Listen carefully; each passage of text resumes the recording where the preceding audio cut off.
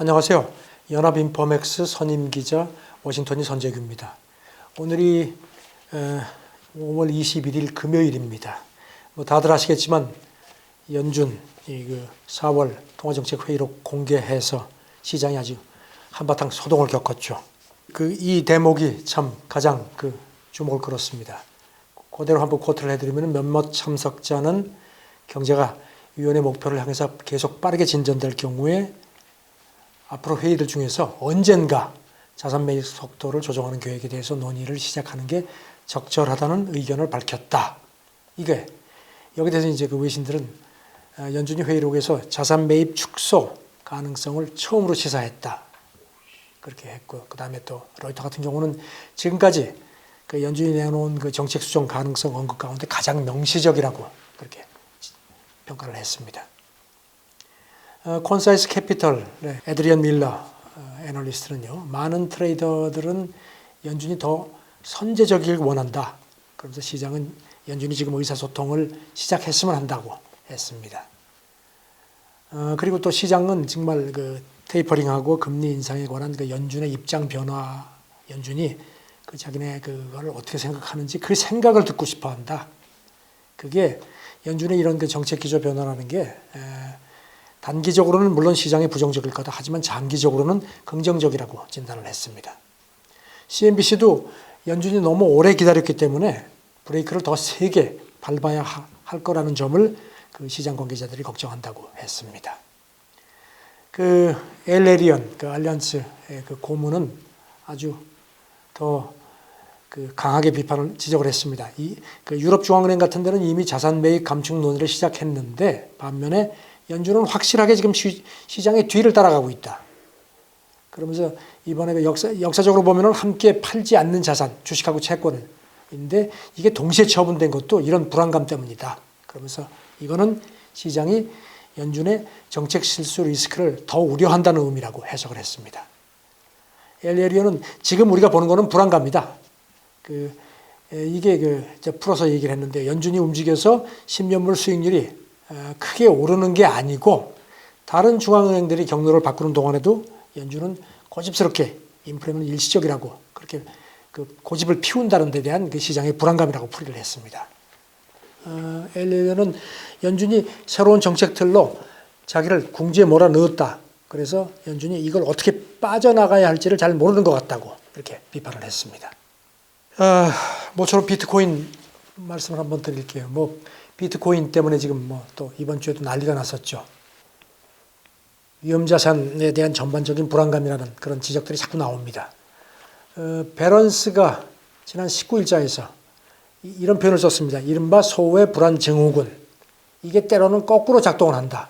그러면서 지금 비트코인 시장을 보면 딱 그게 맞는 것 같다고 지적을 했습니다. 이른바 포모 신드롬인데 비트코인 시세가 아시다시피 지금 물론 조금 반등했지만 최근 고점 대비 한 40% 이상 주저앉았었습니다. 베런스는 가장 큰 원인이 중국 당국이 가상화폐 금지시킨 게 직격탄이기도 하고 또 가상화폐가 랜섬웨어 해커들이 이걸로 돈을 달라고 선택한 것도 부정적인 요소가 됐다고 지적을 했습니다. 그 다음에 짐작하시겠지만 테슬라가 또 장난질을 좀 쳤죠. 그래서 비트코인 결제 대금에서 철회한다. 이렇게 얘기한 것도 그렇고 영향이 있다는 겁니다. 베런스는 투매는 투매를 부른다. 이렇게 하면서 주식 거품 같은 경우는 터져서 가격이 내재 가치를 밑돌게 되면 통상적으로 하락세가 좀 멈추지만 문제는 가상화폐가 내재 가치가 없기 때문에 이게 언제 멈출지를 가늠하기 어렵다는 점이라고 지적을 했습니다. 이런 가운데 또 JP 모건이 또 죄를 부렸습니다. JP 모건 보고서는요, 비트코인이 최근에 급락하기 한 달 전쯤부터 큰 손들이, 기관 투자자들이 상당히 던지고 금을 더 샀다는 겁니다. 비트코인 선물하고 펀드에서 자금이 빠져가지고 금으로 이동했다. 그게 이전에 이게 분기하고는 달라진 점이라고 비교를 했습니다. 그러면서 비트코인 펀드의 4주 사이 자금 흐름이 지난달 말 이후 처음으로 마이너스로 전환됐다. 그러면서 그 시점이 비트코인이 기억하시겠지만 64,000달러로 고점을 찍었던 그 직후였다고 그렇게 설명을 했습니다. 그러면서 JP 모건은 비트코인 가치 평가를 그 변동성 비율로 적용을 한다. 그렇게 하면서 이걸 바탕으로 하면 비트코인의 적정가 가치는 35,000달러 정도라고 평가를 했습니다. 반면에 이제 이 비트코인을 디지털 금으로 보고 그래서 금처럼 계속 인기를 유지한다면 많게는 14만 달러까지 치솟을 수도 있는데 하지만 지금은 그런 건 기대하기 어렵다. 가까운 장래는 기대 안 하는 게 좋다고 그렇게 단서를 달았습니다. 그리고 이제 그 JP 모건이 그 오늘 새벽에 그 이제 그 보도된 보고서가 또 나온 게 있는데요. 이게 지금 그 자기들이 보기에는 이번 비트코인 그 사태가 유동성 장세가 고점을 찍은 신호라고 본다는 겁니다. 그러면서 이 비트코인이라는 게 유동성을 기반으로 해서 그 이루어지는 투기의 전형이기 때문에 이번 사태는 그런 유동성 어떤 장세에 이제는 이게 거의 뭐 끝에 온 게 아닌가 하는 그런 시사를 강하게 주는 거다. 이것도 잘 지켜보라고 충고를 했습니다. 그 위기가 기회라는 얘기는 여기서도 빠지지가 않습니다. 아시다시피 지금 뭐 그 오늘 새벽에 비트코인이 조금 좀 반등을 했죠. 그것도 미국 재무부가 또 뭐 그 제동을 거는 바람에 조금 빠졌다가 다시 지금 한 4만 달러 정도로 다시 오기는 왔죠. 그죠? 그 BTIG의 그 줄리언 에마뉴엘 애널리스트 얘기인데요. 이 사람은 나는 비트코인 연말 목표치를 5만 달러로 유지하겠다는 입장입니다. 그러면서 비트코인이 그 3만 달러 정도까지 떨어졌다가 다시 반등을 했는데 이건 기관 투자자들이 포트폴리오 그 다변화 측면에서 그 비트코인을 여전히 실현 가능한 대안으로 본다는 의미라고 지적을 했습니다. 그러면서 비트코인의 그 첫 가상화폐 지위는 여전히 확고하고 그리고 또 전자상거래와 관련해서 상호작용하는 방식으로 어떤 그 결제 방법이 바뀔 수 있는 그런 그 개연성은 여전하기 때문이다. 이렇게 그 분석을 했습니다. 뉴스트리트 어드바이저스 그를 설립했던 그 델라노 사포로 CEO도 비슷하게 얘기를 했습니다. 장기 투자자라면은 지금이 사실 이렇게 비트코인을 이렇게 싼 가격에 그 집어들기가 참 어려운데 살 수 있는 혹이다. 다만 단기적으로는 더 빠질 수도 있으니까 그 점은 염두에 두라고 충고를 했습니다. 또 그 오랫동안 그 비트코인 강세론을 그 유지해왔던 그 큰손 비 밀려도 비슷하게 얘기를 했습니다. CNBC 대담에서 비트코인은 항상 그 변동성을 보여왔다. 그러면서 만약에 이번에 나타난 것 같은 이런 조정이 짧은 기간에 증시에서 발생했다면 이거는 상당히 극단적인데 비트코인에서는 이미 여러 번 이런 움직임이 나타났었다. 이렇게 얘기를 했습니다. 길게 보라는 얘기입니다. 이 사람은 참고로 말씀드리면요. 비트코인이 평균 350달러였던 2014년, 2015년에 사기 시작한 걸로 자기가 앞서 밝혔습니다. 그러니까 뭐 엄청나게 지금 차익을 올린 셈이죠.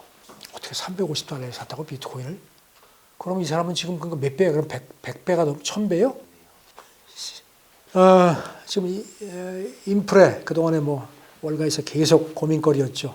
근데 그 불안감은 여전한 것 같습니다. 지금 이제 새로 나오는 얘기들은요, 이 인프레 불안감이 이제 기술주를 이미 발목을 묶었고요. 거기에 의해서 지금 IPO 시장도 공습을 하는 것 같다. 그러면서 이번 주가 터닝 포인트라는 그 지적도 나왔습니다. 월스트리트저널이 지난 17일자에서 분석을 했는데요. 아시다시피 기술주를 추락시킨 게 이제 월가 인프레 불안감인데 이게 지금 IPO에 나서는 공모주하고 스펙 그로도 번지는 조짐이 완연하다고 했습니다. 그러면서 기술주하고 성장주를 꺼리는 투자자들이 공모주 투자에 선뜻 나서지 않기 때문이라는 겁니다. 그러면서 최근에 그 증시 변동성이 커지면서 공모가 대비 주가가 많이 뛰었던 그 상장 종목들이 최근에 공모가를 하회한다고 지적을 했습니다. 대표적 사례를 그 제시카 알바 유명한 그 할리우드 배우인데 이 사람이 그 공동 창업한 생활용품 기업 어니스트 컴퍼니를 들었습니다. 상장 첫날 44% 뛰었죠. 굉장히 아주 좋았는데 결국 지금 공모가를 밑돌고 있다 이렇게 또 지적을 했고요. 또 지난달 중순에 직상장했던 코인베이스도 첫날 뭐 한 30% 이상 급등했다가 첫날보다 오히려 좀 빠진 상태라는 점도 상기시켰습니다. 모건 스탠리 에디 몰러의 그 미국 주식 자본시장 공동대표 얘기는요. 변동성이 이런 거래 개시를 더 어렵게 한다. 그러면서 궁극적으로 우리가 바라는 거는 IPO 시장의 안정인데 그래야지 그리고 또 그 이후에 성과 유지라고 하면서 이렇게 돼야지 순조로워서 다음 IPO에도 손을 대지 않느냐 이렇게 얘기를 했습니다. 미국 자산운용사 디로우 프라이스의 릭 러예스 공동 포트폴리오 매니저는요, IPO하고 스펙이 넘쳐서 도대체 어디다 투자를 해야 하나 그렇게 고민하던 시절이 있었는데 그건 이제 지나갔다. 그래서 지금은 고성장 종목에도 조심해야 하는 아주 좀 어려운 상황이 됐다고 진단을 했습니다. 경기 주기가 짧아졌다. 그래서 주식하고 채권을 모두 줄이라고 모건 스탠리가 공고를 했습니다. 그리고 또 CNBC 같은 경우는 채권 시장이 주식 시장의 진정한 카날리아다. 그러니까 조심해라. 아직은 그런 게 아니지만 조심해라 이런 얘기인데요. 모건 스탠리 얘기를 좀 자세히 말씀드리면요. 경기가 평소보다 뜨거워졌고 짧은 순환 주기를 지나고 있다. 따라서 경기 회복기에는 주식, 경기 둔화기에는 채권에 투자를 하는데 이 두 자산에서 모두 노출을 줄여야 할 때라고 그렇게 권고를 했습니다. 모건 스탠리는 경기가 팬데믹 정점에서 벗어나면서 회복세가 진짜 갈수록 가시화된다. 그래서 투자자들이 이런 과열 국면에서 인플레 압력하고 중앙은행의 긴축 기조, 그다음에 이제 미국 같은 경우 법인세 인상 움직임 이런 걸 두루 살펴봐야 한다고 했습니다. 그러면서 모건 스탠리 쪽은 자기네는 가장 지금 선호하는 부분이 유럽하고 일본 주식이다. 왜냐하면 두 종목 모두 인플레 압력이 덜하고 세금이나 중앙은행 기조가 바뀔 위험도 상대적으로 낮기 때문이라고 지적을 했습니다. 크로스마크 글로벌 인베스트먼트의 빅토리아 페르난데스 수석 전략가 얘기인데요. 최근에 주식 매도세가 이루어지는 동안에 투자 등급하고 고금리 채권 크레딧 스프레드가 어떤 경고 신호도 보내지 않았다. 이렇게 상기시켰습니다.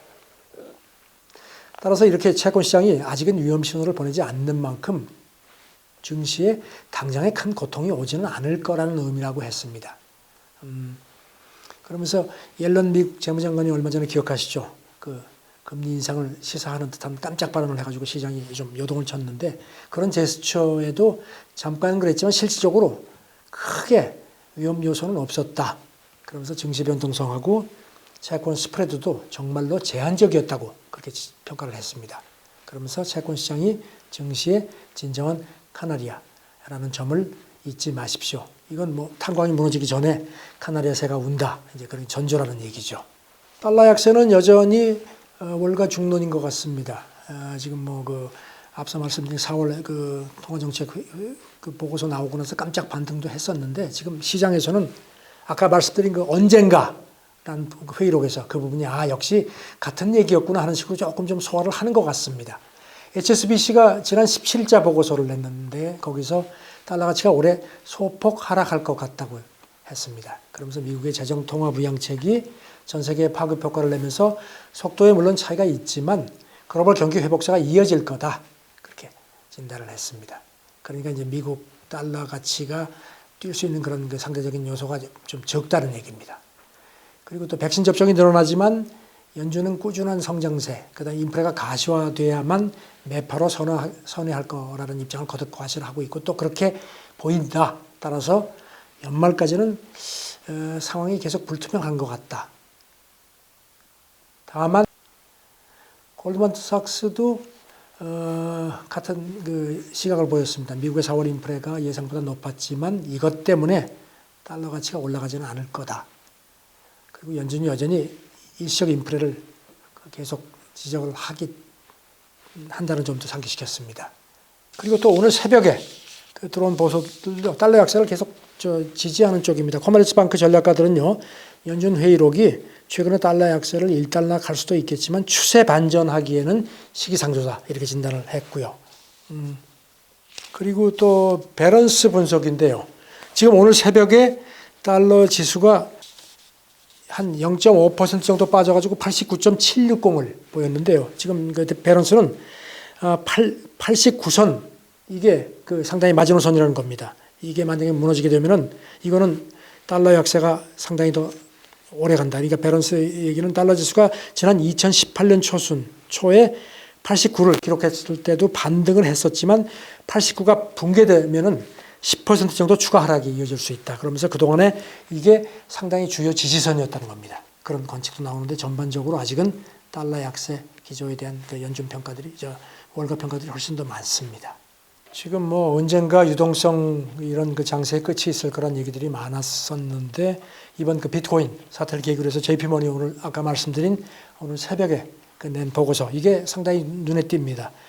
아까도 말씀드렸지만 유동성 장세의 고점 신호인 것 같다는 그런 얘기를 했고 그 다음에 이 유동성을 기반으로 한 그 가상화폐 이런 그 투자가 투기의 전형이라는 얘기. 그러니까 유동성 장세 그동안에 많이 이렇게 좀 약간 무뎌질 수도 있는데 요 JP모건 보고서를 조금 눈여겨보시는 게 좋을 것 같습니다. 감사합니다.